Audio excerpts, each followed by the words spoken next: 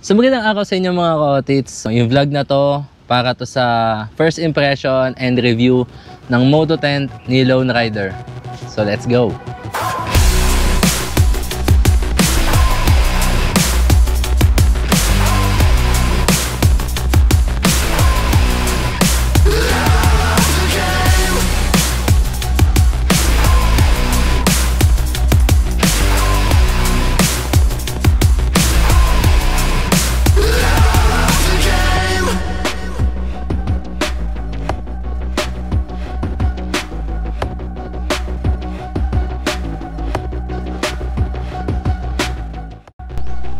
So ano nga ba yung Moto Tent? Yung Moto Tent, ginawa ni Lone Rider para sa mga moto camper na katulad ko. So hindi lang yan para sa solo camper, pwede din yan sa mga couple camper na katulad namin, ni OBR. So ano nga ba yung nilalaman ni Moto Tent? Tignan muna natin.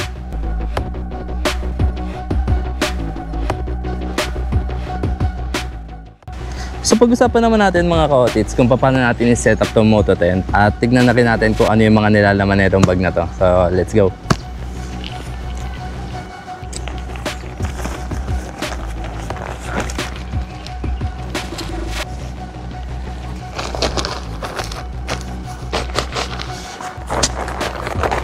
Alright, nabuksan natin yung Moto Tent natin. So, ang laman is yung inner tent, pati outer tent. Siyempre, hindi mawawala yung curve pole. Color-coded siya, meron siyang black at meron din siyang pula.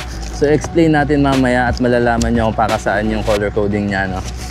So, yung sumunod naman, meron siyang mga pegs. So, yung pegs niya, combination siya ng silver pati ng red. Meron din purpose kung para saan yung mga pegs na to, no? So, explain ko din mamaya pagka tinatayo na natin yung tent.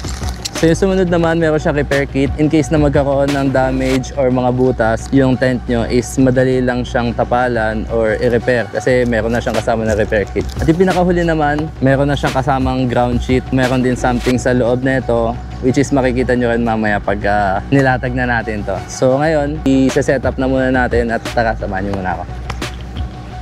So yun nga mga ka-otits, tulad ng sinabi ko kanina, may purpose yung pagkaka-color coded ng mga poles natin kung para saan sila. So makikita nyo mga ka-otits, yung pinaka-sleeve nya red. So red is to red. Yan, makikita nyo dito sa kabila, red din yan. At yung pinakahuli mga ka-otits, makikita nyo dito yung black. So ito ang purpose nya, black sa black, red sa red. So ngayon, i-set up na muna natin yung curve poles natin, no? Sa panoorin nyo na muna kung paano siya i-set up. Madali lang naman to. So let's go!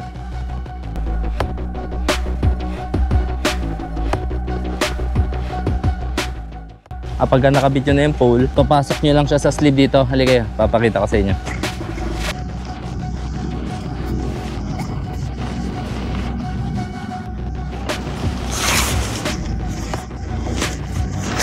So papansin nyo mga ka-otits, ito na yung endpoint niya, no? So wala nang butas dito para pasukan nung pinaka-pole. So yung pinaka-entry point na lang iisipin nyo. So isin na muna natin. So pagka napasok nyo at naayos nyo ng mga ka-otits, dito nyo lang ilalak yan. So meron naman siyang lock. So yun, tatag nyo na lang muna pa ganyan. So gagawin nyo din siya dito sa pangalawa at sa pangatlo, no? So gawin na muna natin. Sino nga mga ka-otits, nailatag na natin yung tent natin. Hindi pa siya fully set up, no? So ang gagawin natin dyan mga ka-otits, after natin mailagay yung mga pole dun sa loob ng sleeve, gagamit naman tayo ngayon ng peg. So ipepeg na muna natin yung pinaka-entry door niya dito sa likod, no? Para isang hatakan na lang. So ipapakita na muna natin sa inyo mga ka-otits.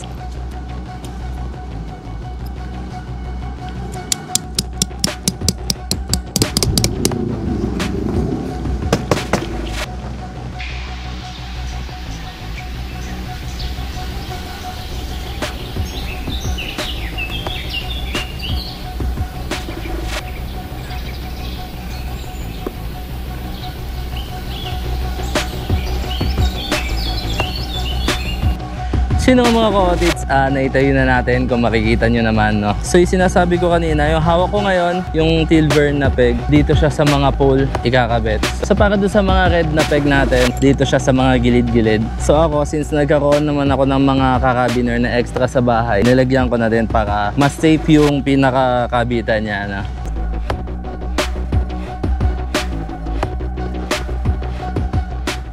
nakita nyo naman tapos na tayo sa outer tent natin. Kabit na muna natin tong awning natin. Salamat nga pala kay Lone Rider kasi binigyan niya tayo ng extra awning kit. So kabit na muna natin to. Tara! So yung laman nga pala ng awning kit natin is papakita natin sa inyo, no?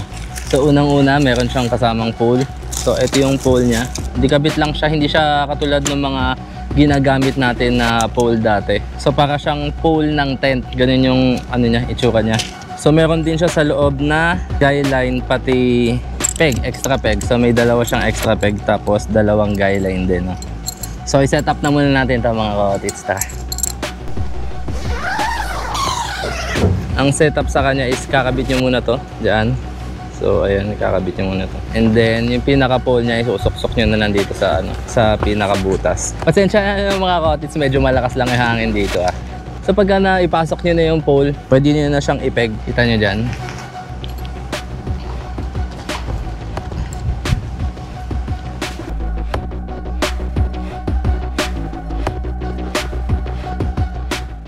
So yun mga ka-otits, na fully setup na natin yung outer tent. So nalagay na din natin yung mga awning natin.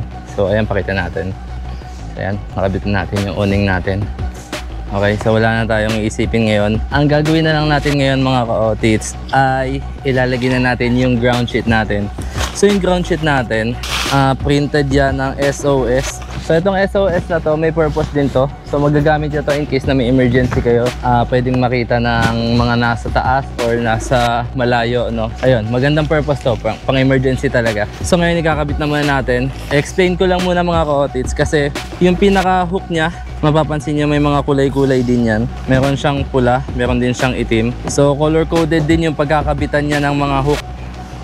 So yun nga mga ka-otits, ganyan na itsura niya pagka nakabit nyo na yung ground sheet natin. So sunod na agad natin yung inner tent natin. Pagdating naman sa inner tent natin mga ka-otits, meron din siyang kulay yellow dito, which is eto yan, dito mo yan ikakabit. Dilaw sa dilaw din siya mga ka-otits, kung nakikita nyo ito, dilaw din. So dilaw sa dilaw. So ito yung pinakaunahan. Yung pinakalikod naman niya is kulay gray. So kulay gray din yung nandun mga ka-otits. Ayan, kulay gray yan. So ngayon, ang pagsisetup naman sa inner tent natin, para mas madali, unahin muna natin yung likod.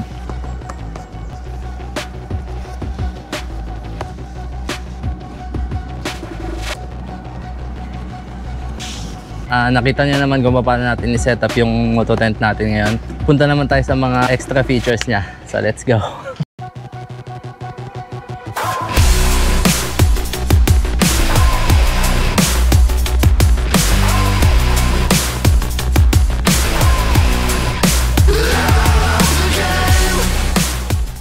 So ano nga ba yung mga key features ni Moto Tent? So unang-una, fully waterproof siya. So yung outer tent niya, gawa siya sa ultralight and UV resistant ripstop polyester fabric. So meron din siyang 10,000 mm waterproof coating para ma-ensure niya na tuyo kayo sa loob kahit gaano kalakas ang ulan. So pangalawa, meron din siyang fire retardant features. So ano nga ba yung fire retardant? Ang fire retardant ay isang chemical na hinahalo sa material na meron sa ating outer tent. Kung saan, tumutulong ito para maapula yung paglakas ng apoy in case na magkaroon kayo ng fire emergency. So sa second feature si Moto Tent, meron siyang good ventilation. So sa sleeping area, meron siyang 3 entry doors na meron mosquito net or tinatawag natin na mesh. So yung pangatlong feature ni Moto Tent, meron siyang rain flaps cover. Kung saan, lahat ng zippers natin ay covered by double overlapping fly sheet material. Ito yung pumuprotekta sa mga zippers natin para hindi siya mapasukan ng ulan. So pang-apat, meron itong massive storage area. Pwede nyo itong gawing kitchen or parking ng mga motor nyo. Panlima, meron siyang color-coded pole system. Kung saan, mas mapapadali yung pag-assemble or pagsisetup nyo. So pang-anim na features ni Moto Tent, meron siyang large entry doors. Pwede nyo siyang i-rolled up or pwede nyo din siyang gawing awning. So pampito, meron siyang waterproof flooring. Ito yung makikita sa inner tent natin na gawa siya sa 190T nylon na meron din 10K mm waterproof coating katulad ng outer tent natin. At kung mapapansin nyo mga ka-otits, yung disenyo ng inner tent natin na flooring is parang nakaangat siya para maiwasan yung pagpasok ng tubig sa loob in case na magkaroon ng baha or pagtaas ng tubig. At ang pinakahuling key features ni Moto Tent, meron siyang mga mesh pocket. Meron dito sa harap at meron din sa loob. Kung saan, pwede nyo ilagay yung mga maliliit nyo accessory or kahit mga cellphones.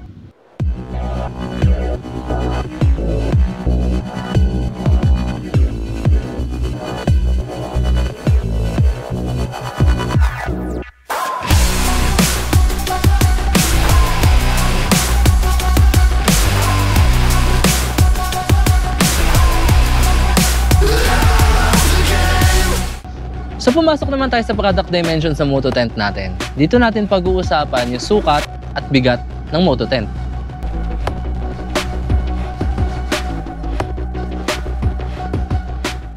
So para naman sa bigat at haba ng Moto Tent natin, meron siyang timbang na 6.42 kg at meron din siyang haba na 24 inches by 8 inches. So para naman sa sukat ng outer tent natin, ito yung actual specification yan. So ito nga pala yung actual video ng OBR natin na nakatayo siya sa may outer tent. So meron siyang height na 5'3". Ito na lang yung gamitin nyo para may reference kayo. At isa pa sa mga extra features ni Moto Tent, lahat ng tahi ng outer tent niya is naka-seam tape. So ipapakita natin sa inyo. Halika. Ayan. So ito yung mga extra features ni Moto Tent para makasigurado kayo na lahat ng tahi hindi siya papasukin ng tubig.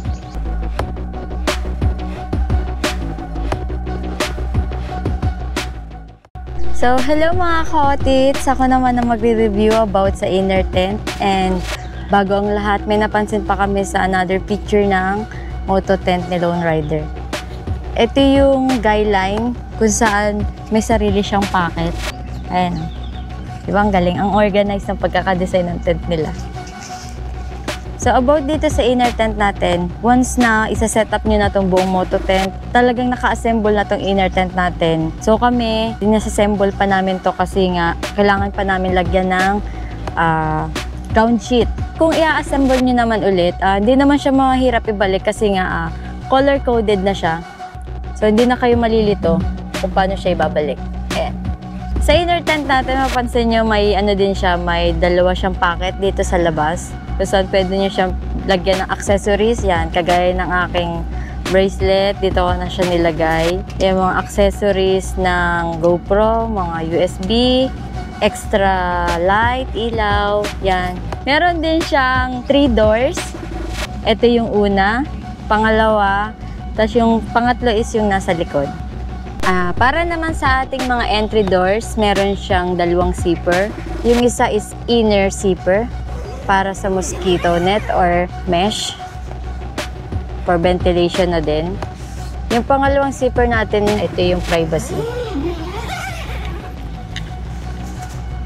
Dagdag ko lang, ito yung kinagusto ko dito sa Moto Tent kasi pwede mo siyang i-lock dito sa loob. So, ang purpose niyan, syempre, hindi ka basta-basta mapapasok dito sa loob. Di nila mabubuksan yung pinto sa labas.